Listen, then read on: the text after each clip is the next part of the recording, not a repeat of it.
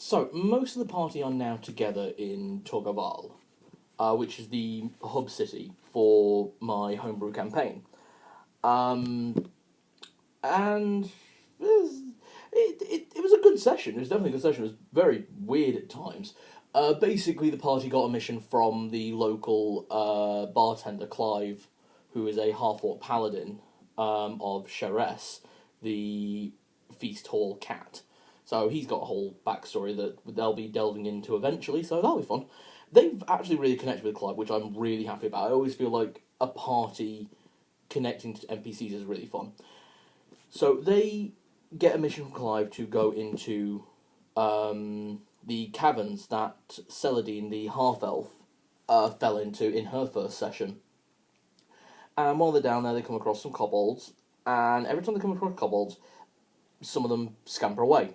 No idea what's going on. I think the cleric made a intuition check and realised that it was only the blue kobolds who were running. All the other coloured kobolds were just sticking around fighting with their rats and just trying to kill them. So, fair enough. Eventually they come across a pair of kobolds who are kind of hiding, and they start speaking in kobold in like very, very broken common. And it takes Celadine a little while to realise that one of the kobolds is the one that she left alive in her campaign.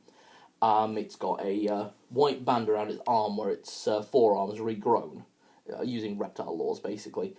And they get a package, and the kobolds run off, and when they check the package, there is a beautiful necklace, like gemstones, gold, silver, everything you can imagine. And they're like, fuck, they stole this. We can't accept this. I make the bard roll a lore check due to stories and things like that, and he rolls a crit one. Fantastic when a player rolls a crit one like that. I spin him a yarn that it's a evil necklace that when it is worn by someone of pure heart, it will possess them, and they will then summon demons from the 9 realms of hell to destroy the world. And he is convinced of this. He plays that to the hilt. They then continue carrying this necklace, moving through the dungeon. They finally come to a room full of this green slime that Clive sent them down to collect, and they all roll well. They all roll well on perception and working out what this stuff is. It is a toxic poison, or at least an ingredient used in some of the most powerful poison in the world. It's like, why would a paladin want this? Better ask them. So they accept. They still go about collecting it, and I'm making them roll d20s the entire time. I tell them that it's to see how much of the venom of this poison that they collect, and what I don't tell them is that I'm actually rolling for their perception. And when all 3 of them fail perception in a row, the cleric, who was the last one to fail, gets hit in the back by a giant venomous snake. Combat ensues. It was not one-sided. They got a fair few hits. They got really good hits in, I will say, but they did take a lot of hits as well. And if it hadn't been for some very, very good constitution rolls, the cleric nearly lost his dog very quickly, which would have really sucked for him, I know. The bard was just there doing inspiration the entire time to give everyone bonuses to hit, and then was taking a swing when he got a free action. Bloody hell, he got a fantastic hit at one point with his longsword, dealing a total of 21 damage to this thing. And basically, I let him roleplay it out as basically, while he was doing it, he swings his sword into the 400 grip, goes, no, turns it back into 400, stabs the snake in the tail, and that's how they kill the snake. I think the finishing blow was actually left by Celadine, the half-elf, with a flail to the throat. So, fantastic there. They get out of the cavern. As they're leaving the cavern, the contact that Clive has sent for them is actually Celadine's dad, the gnome illusionist who is not happy, and he basically informs them that he's been working with Clive for years. They were an adventuring party with another NPC in the town that the party have seen around and got a bit of a connection with, the woman who runs the magic shop. And But they get out, they get to Clive's.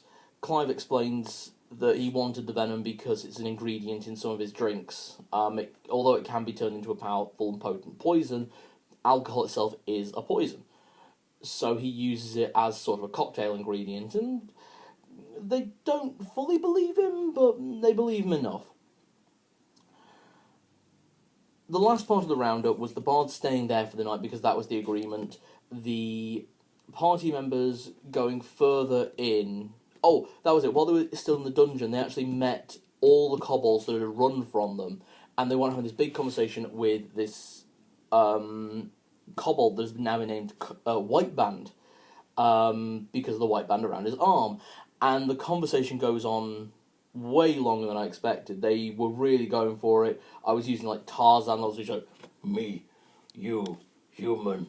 That level of speech. So it was really difficult to get some messages across, but they played it, and although they got some of the hints I was dropping, they didn't get all of them. I was basically giving them hints about why the kobolds and the goblins and the gnolls have been attacking.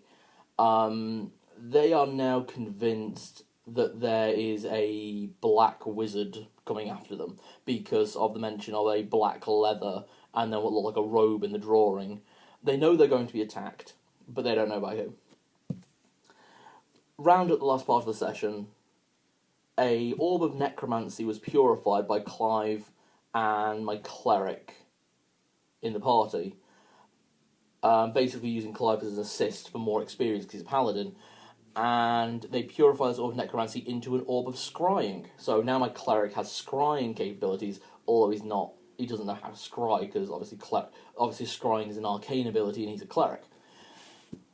And they also find out what the necklace is, and the necklace is a necklace of draconic friendship. Basically, it gives my spellcaster, my illusionist, the ability to summon one draconic creature per day based on her level of dice. So as a level 1, she'd only be able to summon a kobold. Level 2, 2 kobolds or a pseudo-dragon. So it's nothing overly powerful, and she only gets that once a day, has to recover after a long rest. But she likes it. Her only complaint was it was a bit gaudy. So I went, you know what, screw it. It's magic. It transforms into a bracelet, a ring, and a small choker necklace. Screw you. If that's your one complaint. And that was the first session with 3 players rather than just 1 or 2. Next session,